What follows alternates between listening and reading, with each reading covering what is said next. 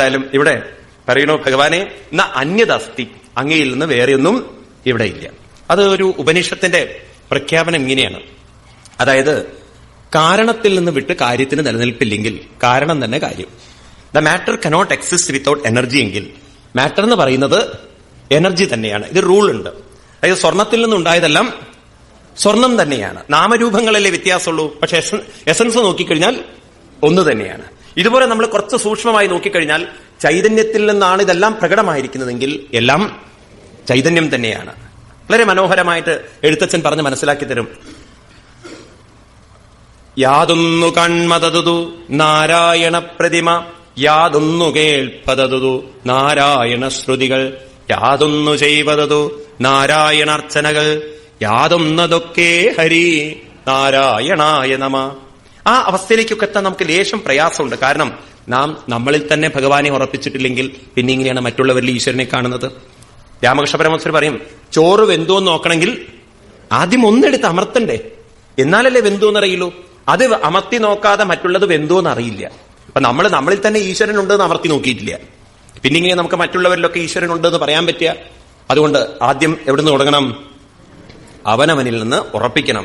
എന്നെ ഈ നിമിഷം നിലനിർത്തുന്നത് എന്റെ പണവും എന്റെ വീടും എന്റെ ബന്ധുക്കളും എന്റെ ശരീരവും ഒന്നുമല്ല, എന്റെ മനസ്സ് പോലും അല്ല എന്നെ നിലനിർത്തുന്നത്.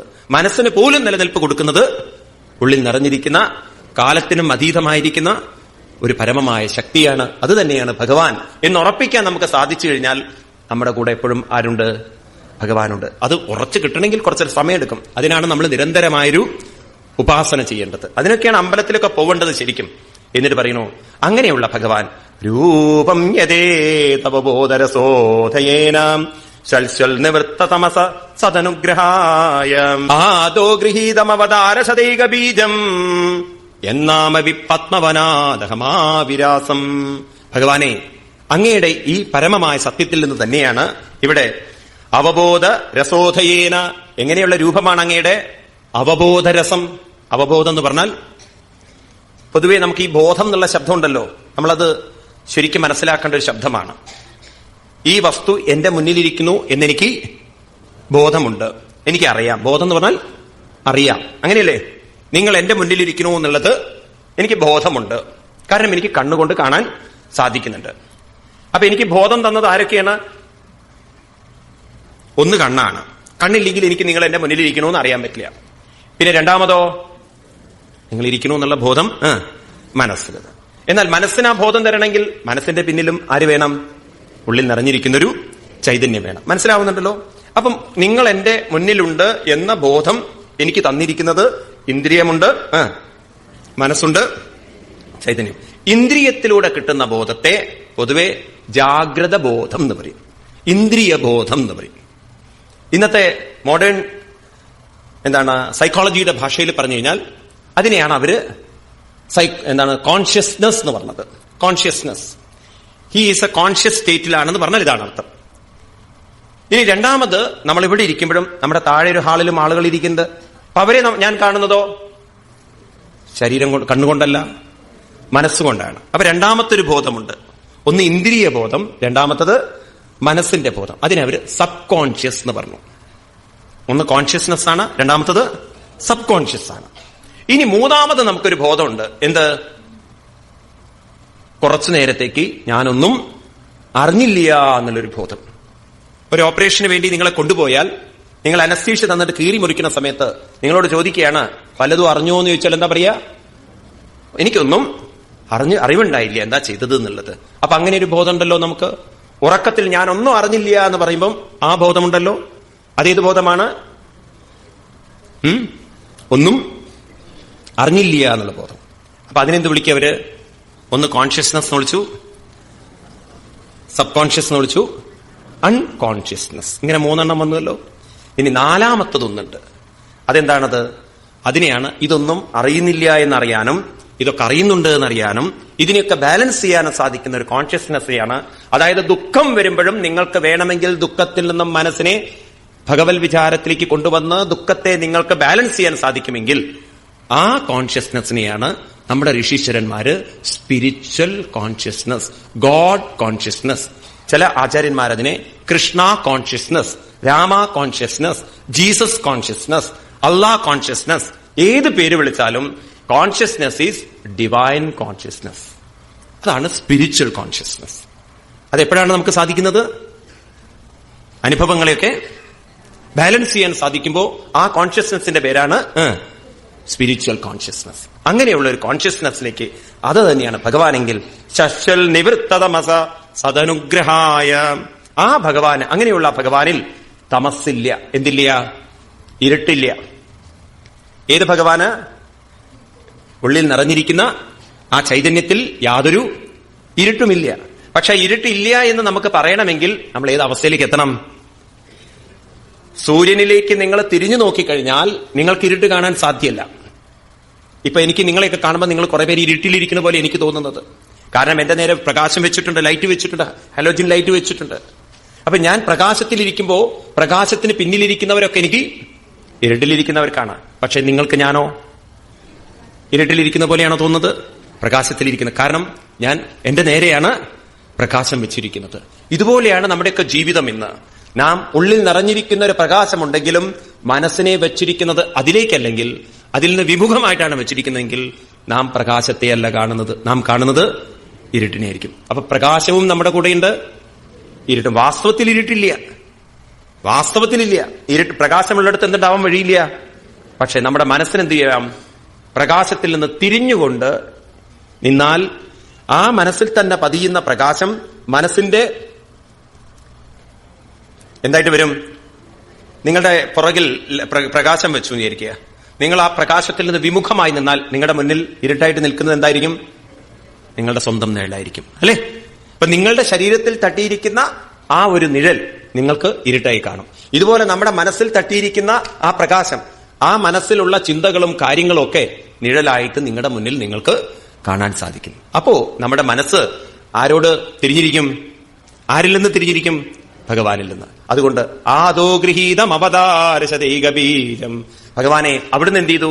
എല്ലാവരുടെ ഉള്ളിലും പരമാത്മാവായിട്ട്, ജീവാത്മാവായിട്ട് ഉള്ളിൽ നിറഞ്ഞിരിക്കുന്നു എങ്കിലും എന്നെ അവിടുന്ന് പ്രകടമാക്കി. ഭഗവാനെ, എനിക്ക് അങ്ങയെ ബോധ്യപ്പെടാൻ എനിക്ക് സാധിച്ചു. എന്നാൽ ഭൂരിപക്ഷം ആളുകളും അങ്ങയിലേക്ക് തിരിഞ്ഞു നോക്കാത്തത് കൊണ്ട് അങ്ങയുടെ സാന്നിധ്യം അവർക്ക് മനസ്സിലാവുന്നില്ല.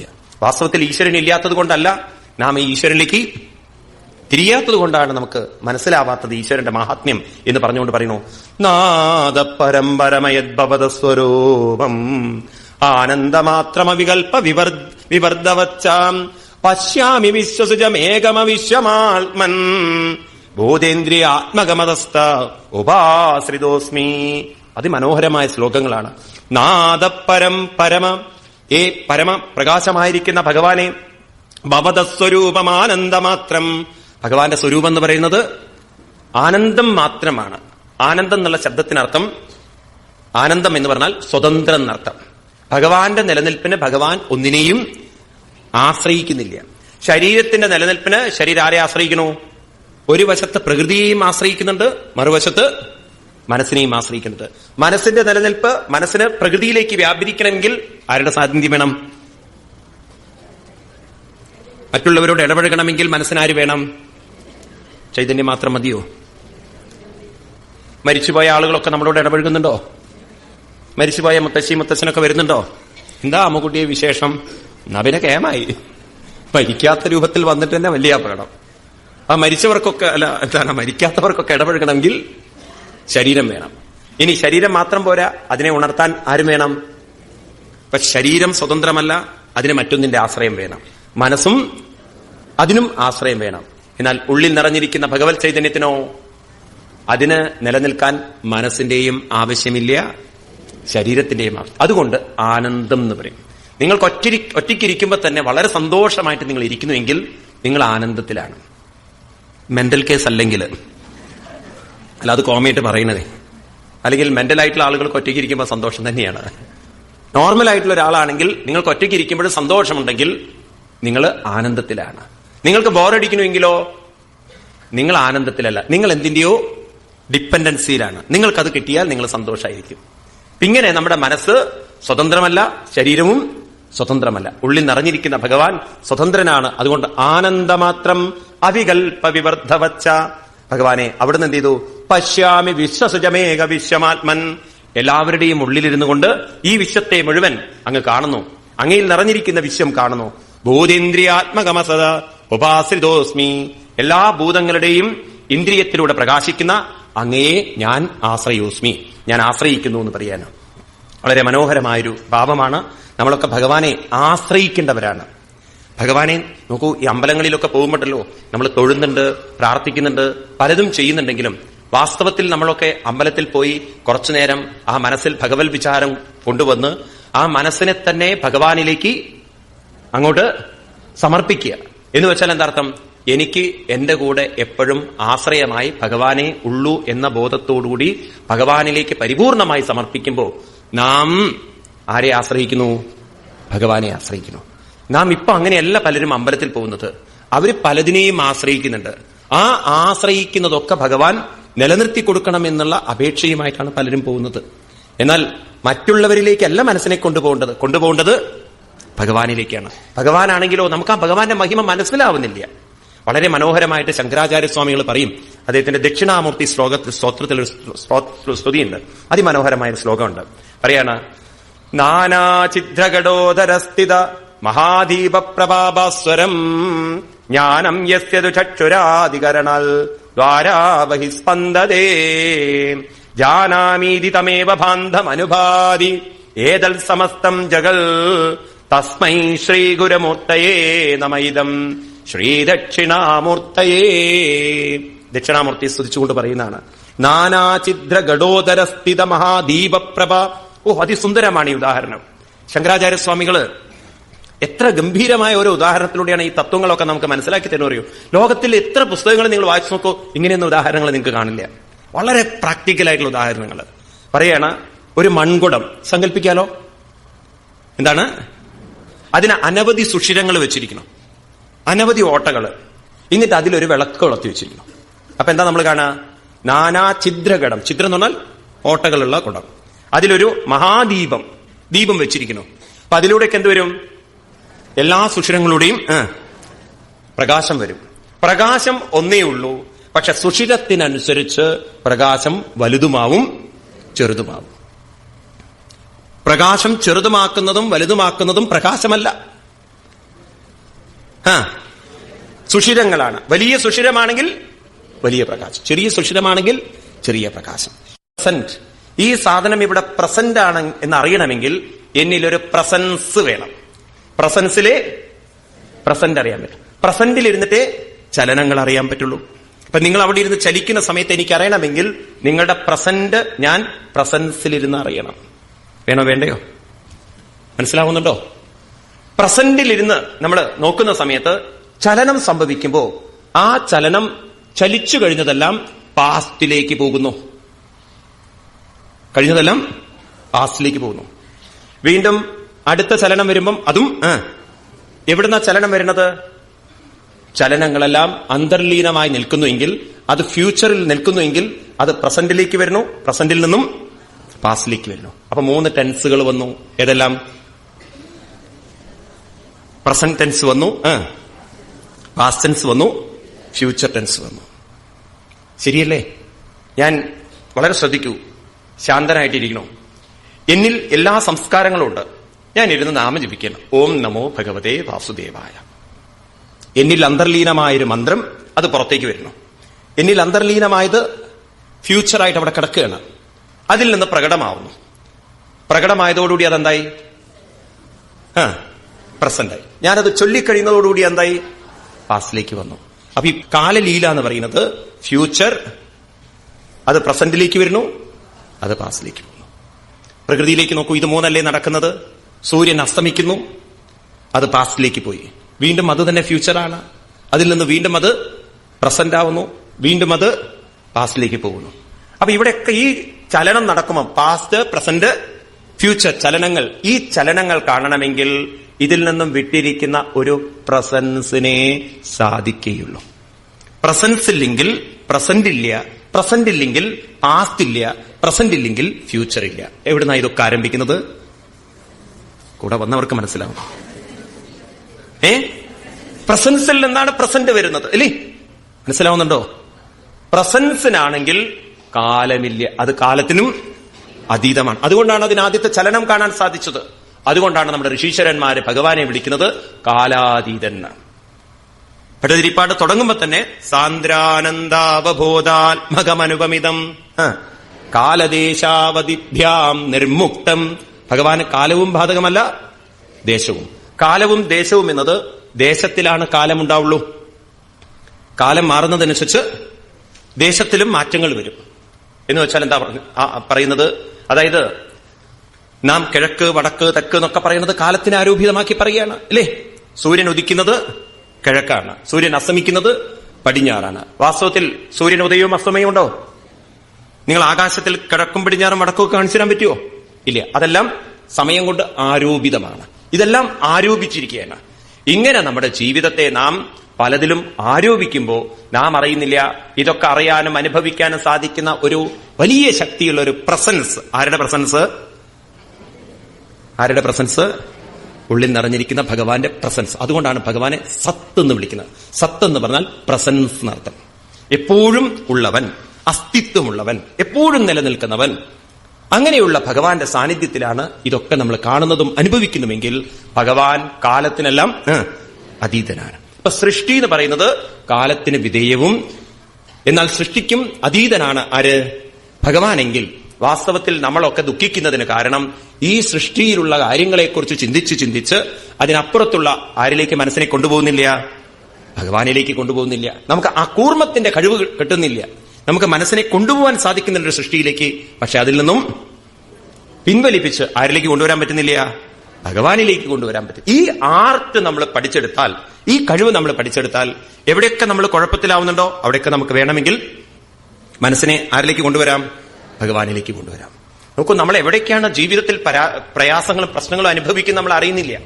കുട്ടികളെയൊക്കെ വളർത്തിക്കൊണ്ടുവരുമ്പോൾ അച്ഛനമ്മമാർക്ക് അത്ര കോൺഫിഡന്റ് ആണ്, ഇവൻ ഞാൻ പറഞ്ഞതനുസരിക്കും, അതിലപ്പുറമൊന്നും പോവില്ല, ഞാൻ പറയുന്ന പെണ്ണിനെ അവൻ കിട്ടുള്ളൂ, ഞാൻ പറയുന്ന പോലെ അവൻ ജീവിക്കുള്ളൂ. ഇതൊക്കെ അങ്ങനെ സ്വപ്നം കണ്ട് ഒരു ദിവസം ബൂം, ഒരമ്മ മകനെയും കൊണ്ട് സൂപ്പർ മാർക്കറ്റിൽ പോയി. അവിടെ ചെന്ന് ഷോപ്പിംഗ് ഒക്കെ ചെയ്തുകൊണ്ടിരിക്കുമ്പോൾ കുട്ടി അതോ ഇതൊക്കെ എടുക്കുന്നുണ്ട്. പറഞ്ഞു, രാഹുൽ ഇങ്ങോട്ട് വരൂ, അതോ ഇതൊന്നും എടുക്കരുത്, ഞാൻ നിന്നോട് പറഞ്ഞിട്ടില്ലേ? പറഞ്ഞെനിക്ക് പന്ത് വേണമെന്ന്. 100 പന്തുണ്ട് നിന്റെ കയ്യില്, ഇനിയും നിനക്ക് പന്ത് വേണോ? എത്ര കിട്ടിയാലും മതി വരാത്തൊരു ചെന്തു, കണ്ട അപ്പം കോള ഓരോന്ന്. നിന്നെ കൊണ്ടുവരില്ല എന്ന് ഞാൻ വിചാരിച്ചായിരുന്നു, വീണ്ടും പാവാന്ന് വിചാരിച്ചിട്ട് കൊണ്ടുവന്നപ്പോ നീ ഉപദ്രവിക്കാനായിട്ട് അമ്മയുടെ കൂടെ വന്നിരിക്കണമെന്ന് പറഞ്ഞ് കുറെ ചീത്ത പറഞ്ഞു. അപ്പൊ അവൻ എന്ത് ചെയ്തു? ഒരു ചോക്ലേറ്റ് എന്തോ ആ ഷോപ്പുകാരൻ കൊടുത്തിട്ട് അതെടുത്തിട്ട് അവിടെ ഇവിടെയൊക്കെ നോക്കി നടക്കുന്നുണ്ട്. വീണ്ടും അമ്മ വിളിച്ചു, രാഹുൽ ഇവിടെ വരുമെന്ന്. ആ സ്ത്രീകളൊക്കെ അവിടെ ഉണ്ട്, നീ അവിടെ ഇവിടെയും പോയി നിൽക്കരുത്, അവരൊക്കെ കാണും നിന്റെ സ്വഭാവം എന്നൊക്കെ പറഞ്ഞിട്ട് വീണ്ടും അമ്മ ഭീഷണിപ്പെടുത്തിയപ്പോ അവൻ കുറച്ചുകൂടി ദൂരെ പോയി. വീണ്ടും അമ്മ വിളിച്ചു, രാഹുൽ ഇവിടെ വരുമെന്ന്. അപ്പൊ കുട്ടിക്ക് അങ്ങോട്ട് ദേഷ്യം വന്നിട്ട് അവിടുന്ന് പറയാണ്, അമ്മ വിളിക്കുന്നിടത്തൊക്കെ വരാൻ ഞാനാരാ? അച്ഛനാരാണ്? അച്ഛനാണോ എന്താ കരുതിയിരിക്കണതെന്ന്. ആ അമ്മ ഷോക്കേറ്റതുപോലെ ഇങ്ങനെയുണ്ട് ഒരു മകന് കൊടുത്തു എല്ലാവരുടെ മുന്നിലും വെച്ചിട്ട്. ഇങ്ങനെ നാം പ്രതീക്ഷിക്കുന്ന പ്രതീക്ഷകളെ മുഴുവൻ തട്ടിമറയ്ക്കാൻ മറ്റുള്ളവർക്ക് സാധിക്കും. അപ്പിരുന്ന് ദുഃഖിക്കേണ്ടി വരും. ഈ ദുഃഖങ്ങൾക്കൊക്കെ കാരണം നാം അനാവശ്യമായി മനസ്സിനെ പ്രതീക്ഷകളൊക്കെ വെച്ചോളൂ, പക്ഷെ പ്രതീക്ഷിക്കാനും നമുക്ക് സാധിക്കണം. പ്രതീക്ഷകൾക്ക് അതീതമായ ഭഗവാനിലേക്ക് മനസ്സിനെ കൊണ്ടുവരാൻ നമുക്ക് സാധിച്ചാൽ ഏത് പ്രശ്നങ്ങൾക്കും എവിടെ പരിഹാരം കണ്ടെത്താം? നമ്മളിൽ തന്നെ പരിഹാരം കണ്ടെത്താം. ഇത് മനസ്സിലാക്കിക്കൊണ്ട് ഇവിടെ തൃതീയ സ്കന്ധത്തിൽ സൃഷ്ടി തുടങ്ങുന്നതിന് മുമ്പ് തന്നെ ബ്രഹ്മാവ് ഭഗവാനെ സ്തുതിച്ചുകൊണ്ട്, ഭഗവാനെ എനിക്ക് അതിനുള്ള ഒരു അറിവ് തരണം. അതായത് സൃഷ്ടിയിൽ ഞാനൊരിക്കലും കുരുങ്ങിപ്പോവരുത്, എനിക്ക് സൃഷ്ടിയിൽ സൃഷ്ടിക്കുകയും വേണം, എന്നാൽ സൃഷ്ടിയിൽ നിന്നെല്ലാം അതീതനാവുകയും വേണം. ഈ കാര്യം ഭഗവാനോട് പ്രാർത്ഥിച്ചുകൊണ്ടാണ് ബ്രഹ്മാവ് സൃഷ്ടി തുടങ്ങുന്നതെന്ന് തൃതീയ സ്കന്ധത്തില് ഭഗവാനെ സ്തുതിക്കുന്ന ഒരു സ്തുതി, അതിമനോഹരമായ ഒരു സ്തുതിയാണ് 9ാമത്തെ അധ്യായത്തിലെ സ്തുതി. വളരെ മനോഹരം. ദിവസവും നിങ്ങൾ ഭാഗവതം വായിക്കുന്നവരാണെങ്കിൽ ഈ സ്തുതി വളരെ രസകരമാണ്, ചൊല്ലി തന്നെ വേണം, അത്ര രസമുണ്ടത്. ബ്രഹ്മോവാചം ജ്ഞാതോസിമേദസുജരാനനുദേഹഭാജം ജ്ഞായതേ ഭഗവതോ ഗതിരിത്യവദ്യം നാന്യത്തദസ്തി ഭഗവന്നപി തന്ന ശുദ്ധം മായാഗുണവ്യതികരൽ വിദുർവിഭാസി. ഭഗവാനെ സുചിരാൻ നിരന്തരമായ ഉപാസനയാൽ, നിരന്തരമായ നാമജപത്താലും നിരന്തരമായ ഭാഗവതാദികളുടെ പഠനത്താലും ഭഗവാനെ അവിടുത്തെ കാരുണ്യം കൊണ്ട് ഇന്നെനിക്ക് ജ്ഞാതോസി അങ്ങേ വേണ്ട വിധത്തിൽ മനസ്സിലാക്കാൻ സാധിച്ചു. ആർക്ക്? ബ്രഹ്മാവിന്. എങ്ങനെയുള്ളവർക്കാ സാധിക്കുന്നത്? ഇവിടെ സുചിരാൻ എന്ന് പറഞ്ഞാൽ നിരന്തരമായ അഭ്യാസം കൊണ്ട്, നിരന്തരമായ ഉപാസന കൊണ്ട്. ഇതൊരു സുപ്രഭാതം അമ്പലത്തിൽ പോയിട്ട് അങ്ങോട്ട് തൊഴുതു കഴിഞ്ഞാൽ ഭഗവാൻ വരുമെന്ന് വിചാരിക്കുന്ന അല്ലേ ഭക്തി എന്ന് പറയുന്നത്? നിരന്തരമായൊരു ഉപാസന കൊണ്ട്, നിരന്തരമായ നാമസങ്കീർത്തനത്തിന്റെയും ശ്രവണം, കീർത്തനം, ധ്യാനം തുടങ്ങിയിട്ടുള്ള പ്രക്രിയകളിലൂടെയൊക്കെ എനിക്ക് അങ്ങയെ മനസ്സിലാക്കാൻ സാധിച്ചിട്ടുണ്ട്. എന്നാൽ ദേഹഭാജം ന ജ്ഞായതേ, വളരെ വ്യക്തമായി പറയാണ്. ദേഹഭാജം എന്ന് പറഞ്ഞാൽ ദേഹബോധമുള്ളവർക്ക് എന്ന് വെച്ചാൽ ഈ ശരീരം ആണ് ജീവിതം, ഈ ശരീരവുമായി ബന്ധപ്പെട്ടവരും ബന്ധപ്പെട്ട വസ്തുക്കളുമാണ് ജീവിതത്തിന്റെ സുഖം എന്നുറപ്പിച്ചവർക്കൊന്നും ന ജ്ഞായതേ. ആരെ അറിയാൻ പറ്റില്ല? ഭഗവാനെ അറിയാൻ പറ്റില്ല. നോക്കൂ, നമ്മൾ അമ്പലത്തിൽ പോയിട്ട് ഭഗവാനെ തൊഴുന്ന സമയത്ത് നിങ്ങൾക്ക് തോന്നുന്നുണ്ടോ ഭഗവാനെ നിങ്ങൾ അറിയുന്നുണ്ടെന്ന്? ഭഗവാനെ അറിയാന്ന് പറഞ്ഞു കഴിഞ്ഞാൽ വാസ്തവത്തിൽ തൊഴുന്ന സമയത്തുള്ളൊരു അനുഭവം അല്ലത്. ഭഗവാനെ കാണുന്നതല്ല ഭഗവാനെ അറിയൽ. ഭഗവാനെ അറിയാന്ന് പറഞ്ഞു കഴിഞ്ഞാൽ ഇവിടെ അർത്ഥം സൂക്ഷ്മമായി നോക്കിക്കഴിഞ്ഞാൽ ഈ ശരീരത്തിനും മനസ്സിനും ഉണർവും ഉദയവും തരുന്ന, ഈ ശരീരത്തെയും മനസ്സിനെയും നിലനിർത്തുന്ന, ഈ ശരീരം ഉറങ്ങിക്കഴിഞ്ഞാൽ മനസ്സുറങ്ങിക്കഴിഞ്ഞാൽ ഈ സംസ്കാരത്തെയൊക്കെ നിലനിർത്തുന്ന, ശ്വാസം ഉള്ളിലേക്ക് വരുന്ന, ഉള്ളിൽ നിന്ന് പോകുന്നു, ഇതെല്ലാം നടത്തിക്കൊണ്ടിരിക്കുന്നത് ഏതൊരു സത്യത്തിന്റെ സാന്നിധ്യത്തിലാണോ ആ സത്യമാണ് ഭഗവാൻ എന്ന് അറിയണമെങ്കിൽ നാം നമ്മുടെ ശരീരബോധത്തിൽ നിന്നും ആരിലേക്ക് കടക്കണം? നമ്മളിലേക്ക് തന്നെ തിരിഞ്ഞു നോക്കണം. അതുകൊണ്ടാണ് ഗീതയിലും ഉപനിഷത്തിലൊക്കെ പറയുന്നത് നായമാത്മാ പ്രവചനേന ലഭ്യ. പ്രവചനം ചെയ്യുന്നവർക്ക് കിട്ടാൻ പോകുന്നില്ല. നായമാത്മാ ബലഹീനേന ലഭ്യ. ബലഹീനന്മാർക്ക് കിട്ടില്ല. ഗീതയിൽ പറയും ഭഗവാൻ, വളരെ വ്യക്തമായി പറയും, വിമൂഢാനാനുപശ്യന്തി പശ്യന്തി ജ്ഞാനചക്ഷുഷ. ഈ മാംസചക്ഷു കൊണ്ട് കാണാൻ പറ്റുമെന്ന് പറഞ്ഞിട്ടില്ല. ഏത് ചക്ഷുഷാണ്? ജ്ഞാനചക്ഷുഷു കൊണ്ട് കാണാൻ സാധിക്കും. അപ്പൊ ജ്ഞാനചക്ഷുഷ ഉണ്ടാവണമെങ്കിൽ നാം ഉപാസന ചെയ്യണം. ഉപാസന എന്നുള്ള ശബ്ദത്തിന് അർത്ഥം ഞാൻ കൂടുതൽ വിസ്തരിക്കുന്നില്ല, ഒരു വാക്കുകൊണ്ട് പറഞ്ഞു പോവുകയാണ്. ഉപ ആസനം. ഈ ശബ്ദങ്ങളൊക്കെ നമ്മൾ മനസ്സിലാക്കണം. ഉപനയനം, ഉപവാസം, ഇവിടെ എന്താ പറയുന്നത്? ഉപാസന, ഉപനിഷത്ത്, ഇങ്ങനെയൊക്കെയുള്ള ശബ്ദങ്ങളുണ്ട് നമുക്ക്. അതിൽ ഉപാസന എന്നുള്ള ശബ്ദത്തിനർത്ഥം ആസനം എന്ന് പറഞ്ഞാൽ ഉറപ്പിക്കുക എന്നർത്ഥം, ഇരിക്കുക, ആസനം. ഉപ എന്ന് പറഞ്ഞാൽ അടുത്തുറപ്പിക്കുക. ആരുടെ അടുത്ത്? ഭഗവാന്റെ അടുത്ത്. ഏതിനെയാണ് ഉറപ്പിക്കേണ്ടത്? മനസ്സിനെയാണ് ഉറപ്പിക്കേണ്ടത്. അപ്പൊ നാമസങ്കീർത്തനം കൊണ്ടോ സ്മരണം കൊണ്ടോ ഏതെങ്കിലും വിധത്തിൽ ഭഗവാൻ തന്നെ പറയും, ഇന്ന വിധമൊന്നുമില്ല, ഏതെങ്കിലും വിധത്തിൽ നിങ്ങൾ പ്രാണായാമത്തിലൂടെയാലും ശരി, നിങ്ങൾ യോഗത്തിലൂടെയാലും ശരി, കർമ്മയോഗത്തിലൂടെയാലും ശരി, ഭക്തിയോഗത്തിലൂടെയാലും ശരി, അതാണ് ഭാരതത്തിന്റെ മഹത്വം. ഇന്ന വഴിയുന്നില്ല. പക്ഷെ പ്രധാനം മനസ്സ് എവിടെ ഉറക്കണം? ഭഗവാനിൽ ഉറപ്പിച്ചു നിർത്തി. ആർക്കാണോ സാധിക്കുന്നത് അവർക്ക് ജ്ഞാതോസി, അവർക്കറിയാൻ സാധിക്കും. അങ്ങനെ ഭഗവാനെ ആർക്കാണോ ശരീരബോധമുള്ളത്, ഗതി ഇതി അബദ്ധ്യം, അവർക്ക് അത്ര എളുപ്പം ബോധ്യപ്പെടാത്ത അങ്ങനെയുള്ള ഭഗവത് സ്വരൂപം അതെങ്ങനെയാണ്? നാന്യസ്തദസ്തി ഭഗവൻ, അങ്ങയിൽ നിന്ന് അന്യമായി ഇവിടെ യാതൊന്നും ഇല്ല. എല്ലാം ഭഗവാനാണെന്നൊക്കെ നമുക്ക് അറിയണമെങ്കിലുണ്ടല്ലോ കുറച്ചൊരു സമയമെടുക്കും. രാമകൃഷ്ണ പരമഹംസർ പറയുന്ന ഒരു അവസ്ഥയുണ്ട്. അതായത് നിങ്ങൾ പരമസത്യത്തെ അറിഞ്ഞനുഭവിച്ചു കഴിഞ്ഞാൽ പിന്നെ നിങ്ങൾക്ക് കാണുന്നതൊക്കെ ഒന്ന് തന്നെയായിട്ട് മാറും. അതായത് മഞ്ഞപ്പിത്തം പിടിച്ചു കഴിഞ്ഞാൽ പിന്നെ നിങ്ങൾ ബ്രഹ്മസാക്ഷാത്കാരം നേടിയവരെ പോലെ, ഒരു ഋഷി എല്ലാം ഈശ്വരനായി കാണുന്നത് പോലെ ജോണ്ടിസം പിടിച്ചവൻ കാണുന്നതൊക്കെ മഞ്ഞയാണ് അവന്, അല്ലേ? തിമിരം ബാധിച്ചവന് പിന്നെ എന്ത് കണ്ടാലും, ചിലർക്കുണ്ടല്ലോ ഈ കാട്രാക്ക് വന്നു കഴിഞ്ഞാൽ എന്ത് കണ്ടാലും രണ്ടായിട്ട് പോലെ തോന്നും, രണ്ടാൾക്കാർ വരുന്നത് പോലെയൊക്കെ തോന്നും. അങ്ങനെ ഒരാൾ ഡോക്ടറെ അടുത്ത് ചെന്നു എന്നാണ്, അയാൾക്ക് കാട്രാക്ക് വന്നു. രണ്ട് ആളുകൾ എങ്ങനെ കാണുക? അയാള് ഭാര്യയൊക്കെ വരുമ്പോൾ രണ്ട് ഭാര്യ വരുന്ന പോലെ തോന്നുക, രണ്ട് ഭാര്യയുടെ കയ്യിൽ ഗ്ലാസ്സിൽ ചായ ആയിട്ട് വരുന്നതൊക്കെ. ഇത് കണ്ടപ്പോൾ അയാൾക്ക് ഏത് ഭാര്യയുടെ അടുത്ത് മേടിക്കേണ്ടതെന്നൊരു സംശയം. അപ്പൊ അവസാനം ഭാര്യ പറഞ്ഞത് ഇങ്ങനെ പോയ അപകടമാണ്, കൊണ്ടുപോയി ഡോക്ടറെ അടുത്തേക്ക്. അപ്പൊ ഇദ്ദേഹം തന്നെ പോയി ഡോക്ടറെ അടുത്ത്. അപ്പൊ ഡോക്ടർ പറഞ്ഞു ഇരിക്കൂന്ന്. അപ്പൊ അയാൾക്ക് വീണ്ടും സംശയം, കാരണം രണ്ട് ചെയർ കാണുന്നുണ്ട്. അപ്പൊ ഡോക്ടർ ഇങ്ങനെ ഇയാൾ ഇരിക്കാൻ ശങ്കിച്ചപ്പോ ഡോക്ടർ ചോദിച്ചു എന്താ നിൽക്കണതെന്ന്. അല്ലെ ഇരിക്കൂന്ന്. അപ്പം ഡോക്ടറെ ഞാൻ എവിടെ ഇരിക്കേണ്ടതെന്ന്. ഉടനെ ഡോക്ടർ ചോദിക്കുകയാണ് നിങ്ങൾ 3 പേരെന്തിനാ വന്നിരിക്കുന്നത് എന്ന്. അപ്പൊ അയാൾക്ക് തോന്നി ഞാൻ ഭേദമാണെന്ന്. കാരണം എനിക്ക് 2 കാണുന്നുള്ളൂ. ഡോക്ടർക്ക് ഈ രോഗികളെ നോക്കി നോക്കി നോക്കി നോക്കി അദ്ദേഹത്തിന് 3 പേരായിരിക്കുന്നു. അപ്പൊ കുറെ കഴിഞ്ഞ ഈ അമേരിക്കയിലൊക്കെ പറഞ്ഞു കേട്ടിട്ടുണ്ട് ഇങ്ങനെ ഈ മെന്റൽ രോഗികളെ നോക്കി നോക്കി നോക്കി അവസാനം ഡോക്ടർക്കും മെന്റൽ ആവുന്നുള്ളത്.